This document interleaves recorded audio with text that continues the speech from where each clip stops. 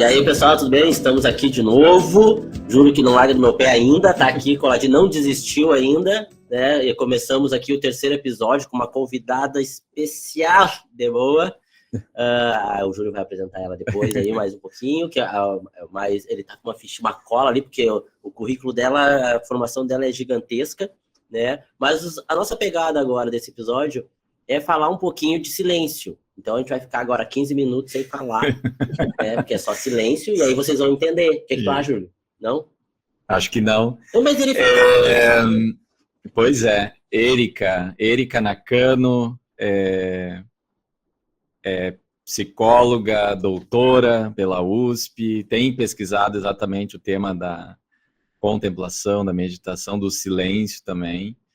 E nós queremos exatamente nesse episódio entender o que é isso, né? O que é silêncio, afinal de contas.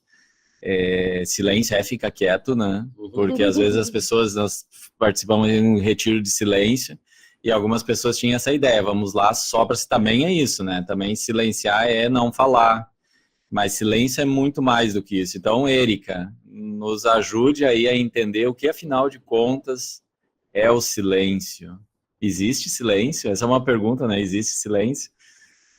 Posso falar? Claro. Bora! A ficha lá, mulher.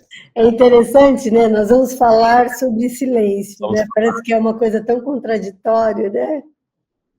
Gente, eu sempre procuro o dicionário. Ótimo. Tá bom? Eu sempre procuro o dicionário para dizer, para definir as coisas. Eu gosto do dicionário da Oxford, é um dicionário, às vezes, que me ajuda bastante a clarear, né? Então, o que é silêncio, né? O dicionário da Oxford, ele traz como o estado, olha que interessante, o estado de quem se cala, ou se abstém de falar, né? É uma privação, pode ser uma privação desse falar voluntária ou não. Eu gosto... E pode ser uma privação, nós estamos num momento hoje da nossa vida que a gente tem que até expandir um pouquinho isso. Não é só uma privação de falar, às vezes é uma privação de publicar, às vezes é uma privação de escrever, de se pronunciar sobre determinados assuntos, né?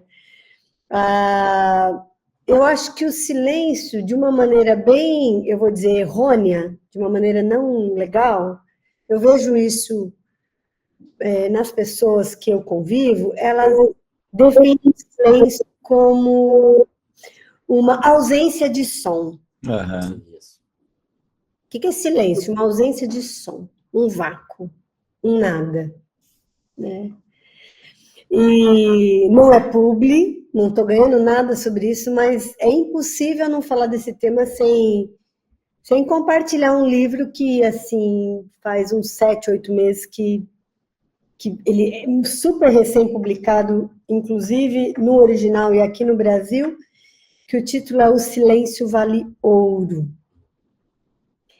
E eu gosto muito da definição que esse é um autor e uma autora.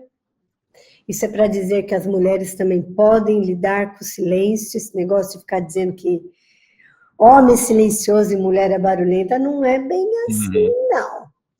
Vocês são homens silenciosos, barulhentos? Super quieto, silencioso, discreto.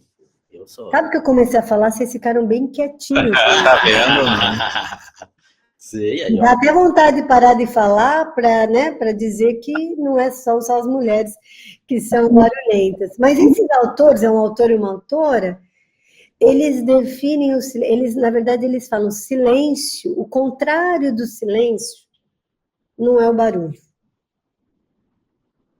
O contrário do silêncio, eles quebram essa ideia de que o silêncio é sinônimo de um vácuo e de não ter um som. Não é que eles falam, o contrário do silêncio não é o barulho, o contrário do silêncio é o ruído. Nós estamos com uma equipe bem boa hoje, a gente está sem nenhum ruído na comunicação, né? Então, nós podemos até achar que a nossa conversa é uma conversa silenciosa, sem muitos ruídos para quem está nos ouvindo. né? Eles falam, o contrário do silêncio não é o barulho, é o ruído. E o que eles denominam de ruído? É uma distração indesejada. E daí eles falam de um ruído sonoro, um ruído também informacional. Eu aqui espero que o nosso podcast não esteja chegando como um formato de um ruído informacional para ninguém que está nos ouvindo, e também um ruído interior. Vou ficar por aqui com essa introdução, mas aí eu percebi que vocês ficaram muito silenciosos. Sim, porque, nossa, isso ajuda muito a entender, né? Porque há um tempo atrás, quando o Clairton e eu começamos a nos ocupar do tema do silêncio, eu tinha um pouco essa ideia de que silêncio era simplesmente não ter barulho. E aí fui lendo, um dos autores que a gente leu ali era o Grün, né, o Anselm Grün, e aí ele diz que o som da cachoeira, por exemplo, né, extremamente benéfico para você exercitar o silêncio, e aí quebra com tudo, né, porque ele justamente diz, olha, o som da cachoeira, o som das ondas do mar, o som do vento, são todas formas de te ajudar a vivenciar o silêncio, né? E, bom, aí você começa a pensar o silêncio é muito mais do que só esse vácuo, esse vazio, que é o que eu acho que muita gente entende. E às vezes até se assusta, né? Porque isso é morte, né? O silêncio soa como uma morte, é não nada, né? É uma coisa, um vazio total, isso é assustador. E sem falar que o silêncio, muitas vezes, na nossa sociedade, ele é uma coisa que é imposta, né? Na escola, por exemplo, eu lembro, o silêncio era horrível, porque eles nos mandavam ficar quieto, fazer silêncio era esperado, mas a gente, na escola, não quer fazer silêncio, né? Você quer interagir com os amigos e aprontar, né? Fazer rir, e não podia. E sem falar o silêncio imposto por você não poder dizer aquilo que você pensa, e entende? Então tem toda uma carga negativa também de silêncio. E quando vem essa perspectiva, o contrário do silêncio é ruído, ajuda muito a gente a realmente descobrir o valor do silêncio e trazer ele como algo extremamente positivo para a vida. Muito bem, eu acho que dá para provocar o pessoal que está vendo e ouvindo a gente aí. Onde é que tu encontra o teu silêncio? Escreve para nós aí na caixinha ali de perguntas, ou lá no Instagram do Beatitude. Encontra aí, isso. Pessoal, aqui ó, daquela câmera ali, ó. Isso aqui que ele está apontando aqui. Você que está aí, aonde você encontra o seu silêncio?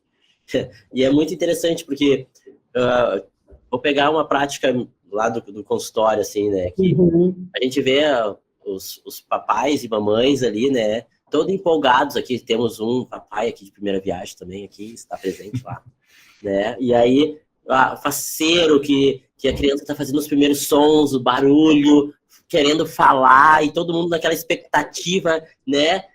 Mas isso até 3 anos, né? Depois é cala a boca, barulho. Pô, pensa como é que é a cabeça da criança. Era para falar ou não é para falar, cachorro? Decide aí, né? Porque acaba sendo um barulho e não, né, todo um ruído direcionado, como vocês estão trazendo. O mar é o silêncio, é um ruído, mas ele está focado, tem um sentido naquele barulho.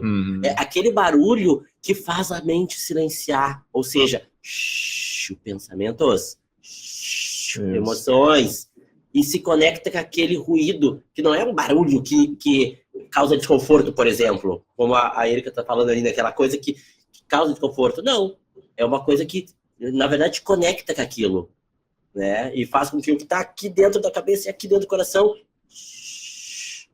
Mas a gente está falando aí, né, do mar e tudo mais, e eu fiz a provocação de perguntar onde é que está essa silêncio, né? E às vezes a gente quer que o silêncio venha do outro, né? Que o outro fique na boca, que o outro fique quieto, né? Que eu preciso ficar caminhando. Para, deixa eu pensar, né? Às vezes a gente tá lá planejando um monte de coisa. O Júnior, eu já sei a técnica dele, ele me ignora totalmente. Quando eu tô fazendo um monte de barulho, ele tá fazendo alguma coisa. Percebeu? Pensei que não tinha percebido. a gente tá tentando fazer algumas coisas lá e tal, e aí eu começo a falar e vem um monte de ideia e tal, o Júlio me ignora, ele tá no silêncio dele, a vontade dele é que eu fique quieto, né, que ele tá com muito barulho na cabeça. Olha, Clairton, muito legal isso que está colocando. Eu, por exemplo, eu sou uma pessoa que participo de retiros de silêncio e eu conduzo retiros de silêncio. E quando as pessoas dizem, retiro de silêncio, como assim? Silêncio? Aí eu devolvo, como uma boa psicóloga, aspiro ser com uma pergunta. Mas que tipo de silêncio que você está pensando, né? Porque assim como a gente conversou alguns episódios atrás sobre os tipos de descanso, a gente pode também pensar que existem vários tipos de silêncio. Só que nessa conversa a gente já falou de alguns tipos. O Júlio comentou alguns, você, Clairton, agora comentou alguns. Então, a gente sabe, por exemplo, que existe aquele silêncio que emerge de uma tristeza. Eu sou casada com um japonês que é reconhecido como uma cultura silenciosa, certo? Até a página B, mas a gente não precisa entrar nesses detalhes. Mas eu sou, uma das minhas origens, de uma família italiana. Na minha família, se tem alguém em silêncio, é porque alguma coisa não está bem.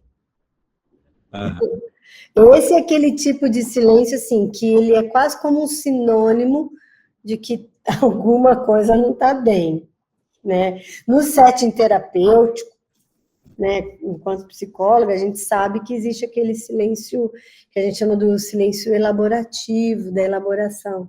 É aquele momento que a pessoa ela está em silêncio porque ela não consegue ainda colocar em palavras aquilo que consegue processar.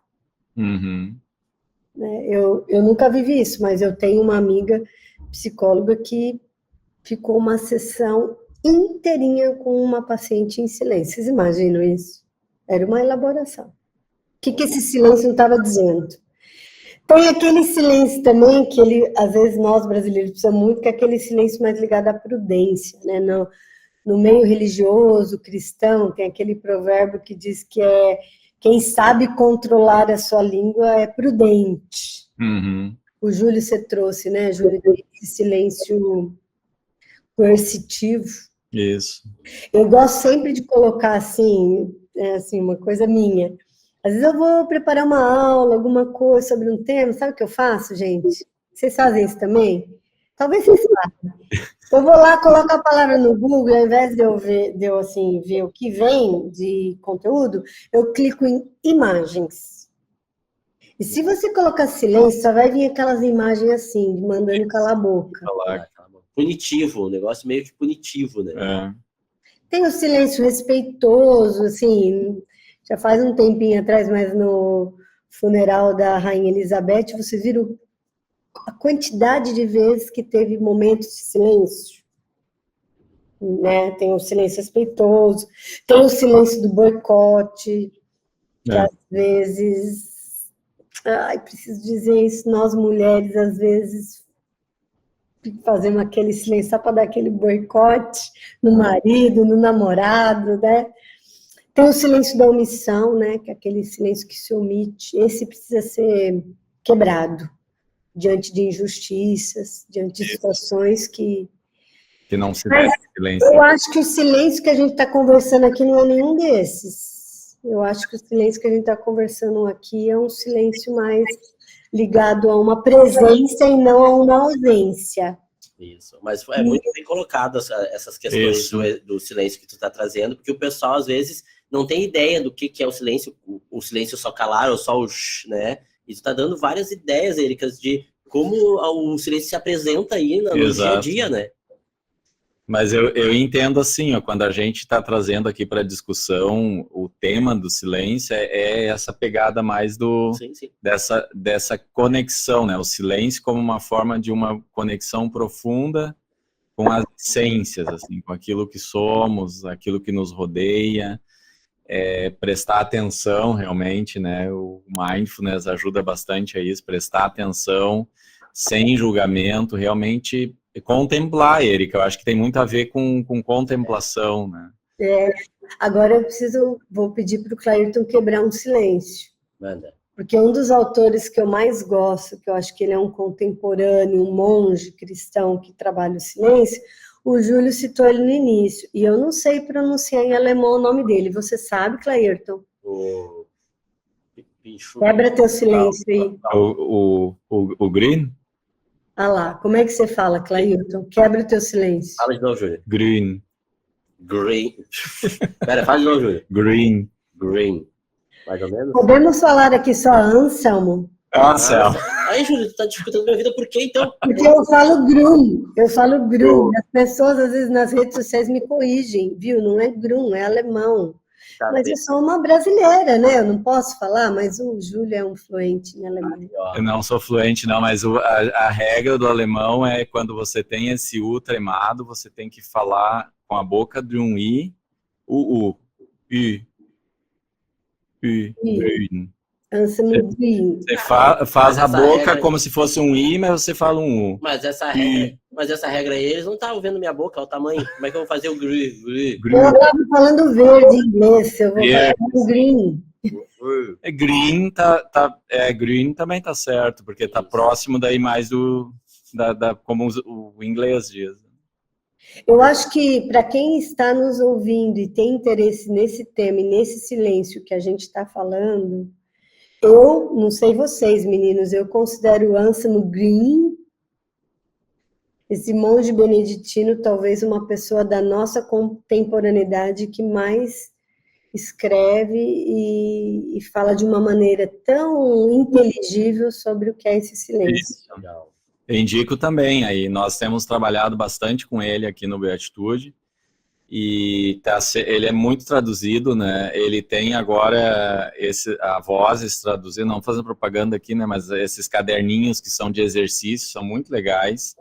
Eu não vi lá do silêncio ainda, mas vários outros temas importantes que têm a ver com silêncio, com descanso, com contemplação, ele tem trazido muito legal. O nosso papo tá muito bom e estamos quebrando vários silêncios aqui, mas eu acho que a gente vai ter que ficar por aí. Exatamente. Vamos para a gente, no próximo, falar sobre como praticar esse silêncio. Exatamente. Agora vem o desafio. Né? Agora, falando, né? Aqui agora a gente vai dar uma semeada na Discord aqui, quero ver o que vai rolar aí depois. Então, pessoal, Erika, meu parceiro Júlio aí. Obrigado, pessoal. Daqui a pouco aí, próximo episódio. Até mais. Tchau, tchau.